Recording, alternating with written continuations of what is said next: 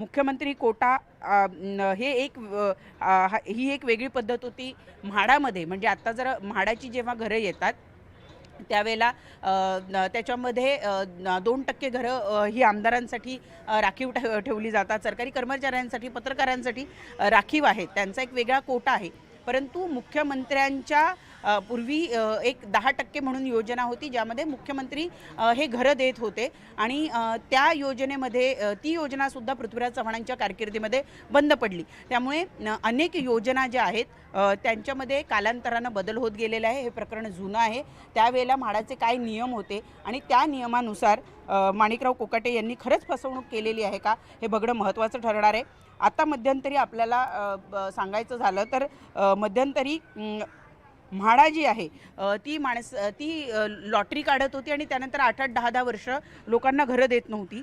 लोक दरम्यानच्या काळामध्ये घरभाडं भरत होते. अनेकांना लॉटरी लागल्यानंतर पहिला हप्ता पहिली जी काही 25% रक्कम असते ती भरल्यानंतर ते कर्ज काढत होते, होम लोन घेत होते आणि एकीकडे त्यांचा कर्जाचा हप्ता सुरू आहे, दुसरीकडे ते भाड्याने राहत आहेत.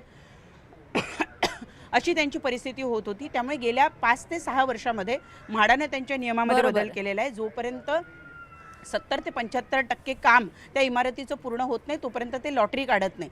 त्यामुळे जुन्या नियमांमध्ये आणि आताच्या नियमांमध्ये बराच फरक पडलेला आहे आणि अंतिम दिलासा देण्यासाठी कोर्टानं सुरुवातीला सांगितलेलं आहे. त्यामुळे अजूनही युक्तिवाद जो आहे तो सुरू असलेला आपल्याला बघायला मिळतोय. बरोबर आहे प्रणाली. एकूणच त्यावेळेचे नियम आणि त्यांच्यावर जो आरोप झालेला आहे त्यानुसार आता 2 न्यायालयांमध्ये त्यांना शिक्षा एकीकडे सुनावली होती, दुसरीकडे तीच शिक्षा कायम ठेवलेली होती. त्यामुळे तिसरीकडे आता ती शिक्षा स्थगित होते की कायम ठेवली जाते याकडे सगळ्यांचं लक्ष आहे आणि त्यानंतर मग त्यांच्या आमदारकीविषयी सुद्धा प्रश्न उपस्थित होतोय. या सगळ्यांचे अपडेट आपण घेत राहूया. धन्यवाद. तुमच्याकडे पुन्हा एकदा येणार आहोत. त्यानंतर आपण त्याच्या आधी आपण जाऊयात लीलावती रुग्णालयाजवळ. या ठिकाणी आपले प्रतिनिधी संकेत वरक हे जोडले गेलेले आहेत आपल्यासोबत.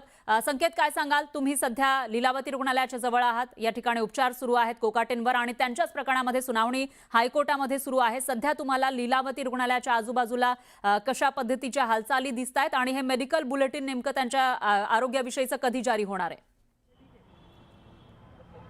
नक्कीच आपण जर पाहिलं तर काल रात्री इथे नाशिकचे पोलीस आले होते.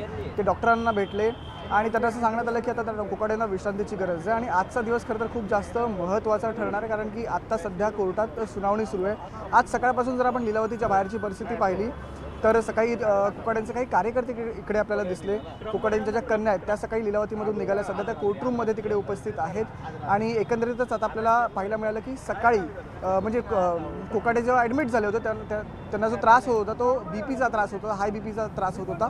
पण आज आपण जर पाहिलं तर माणिकराव कोकाटे यांच्यावरती अँजिओग्राफी करण्यात आली आहे. तर अँजिओग्राफी म्हणजे काय, तर तुमच्या हार्टमध्ये काही ब्लॉकेजेस आहेत का, काही क्लॉट्स आहेत का, ते तपासण्यासाठी अँजिओग्राफी करतात. तर ती अँजिओग्राफी पार पडलेली, त्याचे रिपोर्ट्ससुद्धा जवळपास आलेले असतील. आणि परवा खरं तर माणिकराव कोकाटे लीलावती रुग्णालयात दाखल झाले, पण परवाचा अर्धा दिवस गेला, कालचा पूर्ण दिवस गेला आणि आताचा जवळपास अर्धा दिवस गेला आहे. तर अजूनपर्यंत मेडिकल रिपोर्ट किंवा मीडिया बुलेटिन जे असतं किंवा कोणतीही अधिकृत माहिती हॉस्पिटलकडून देण्यात आली नव्हती. पण आता 4 वाजता डॉक्टर जे आहेत जे माणिकराव कोकाटे यांच्यावरती उपचार घेतात, डॉक्टर जलील पारकर, खूप फेमस डॉक्टर, खूप प्रसिद्ध डॉक्टर आहेत, ते सध्या माणिकराव कोकाटे यांच्यावर उपचार करत आहेत. ते स्वतः इथे येणार आहेत आणि माणिकराव कोकाटेंची जी तब्येत आहे ती कशी आहे, स्थिर आहे, अस्थिर आहे, याची संपूर्ण माहिती देतील.